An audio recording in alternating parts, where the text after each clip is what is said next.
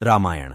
बड़ा लक्ष्य हासिल करना हो तो छोटी छोटी सफलताओं पर उत्सव मनाने में उलझना नहीं चाहिए। लगातार आगे बढ़ते रहने से ही काम पूरा होता है। 4 वर्ष पहले बड़ा लक्ष्य हासिल करना हो तो छोटी छोटी सफलताओं पर उत्सव मनाने में उलझना नहीं चाहिए। लगातार आगे बढ़ते रहने से ही काम पूरा होता है। श्रीराम ने बाली को मारकर सुग्रीव को राजा बना दिया। इसके बाद सुग्रीव अपनी जीत का उत्सव मनाने लगे और श्रीराम से किया सीता की खोज करने का वादा भूल गए। जब हमारे सामने कोई बड़ा लक्ष्य हो तो हमें बिना रुके लगातार आगे बढ़ते रहना चाहिए। अगर रास्ते में छोटी छोटी सफलता मिलती भी है तो हमें रुकना नहीं चाहिए, वरना हम लक्ष्य से भटक जाते हैं। ये बात हम रामायण से समझ सकते हैं। रामायण में रावण ने सीता का हरण कर लिया था। इसके बाद सीता की खोज करते करते श्रीराम और लक्ष्मण हनुमान जी से मिले। हनुमान जी ने श्रीराम की मुलाकात सुग्रीव से कराई। उस समय सुग्रीव को उसके बड़े भाई बाली ने राज्य से निकाल दिया था। उसकी पत्नी को भी अपने पास ही रख लिया था। श्रीराम और सुग्रीव ने एक दूसरे की मदद करने का भरोसा दिलाया।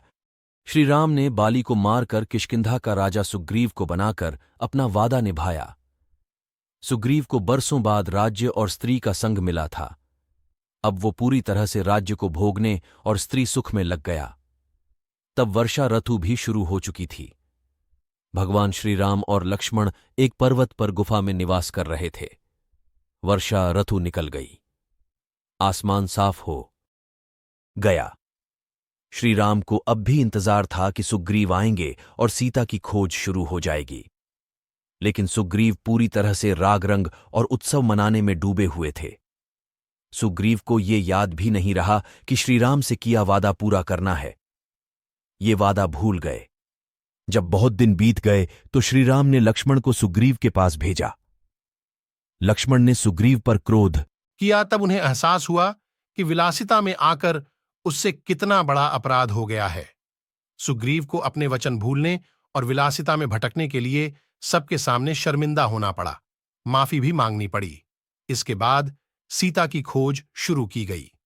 रामायण के इस प्रसंग की सीख है कि छोटी सी सफलता के बाद अगर हम कहीं ठहर जाते हैं, उत्सव मना लगते हैं तो मार्ग से भटकने का डर रहता है। कभी भी छोटी छोटी सफलताओं को अपने ऊपर हावी ना होने दें। अगर हम छोटी या प्रारंभिक सफलताओं में उलझकर रह जाएंगे तो कभी बड़े लक्ष्यों को हासिल नहीं कर पाएंगे।